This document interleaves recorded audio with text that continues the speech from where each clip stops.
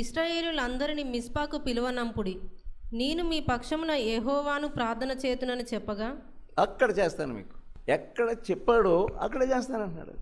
మనం ఏమంటాం, లేదు మేము ఎక్కడైనా చేసుకోవచ్చు కదా, ఇక్కడ కూడా దేవుడు ఉన్నాడు కదా, మీరు చేసే ప్రార్థన ఇక్కడ అంగీకరించబడదా?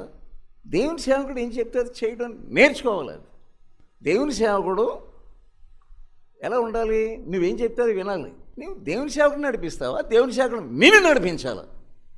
ఎందుకు ఇటువంటి మనసు నీకు వస్తుంది? దేవుని సేవకుడు ఏం చెప్తే అది చేద్దాము, ఆ మిస్పాకు వెళ్ళగలదు. నీవు నడిపించబడేటప్పుడు నీ మనసును కూడా స్వాధీనపరుచుకొని లోబడేటట్లు చేసుకోవాలి. నీ ఇష్టానుసారంగా సేవను చేయడానికి నువ్వు ఆరంభించుకున్నావు. దేవుడు నిన్ను నడిపించాలి, అంతేగాని నీవు దేవుడిని నడిపించడం కాదు.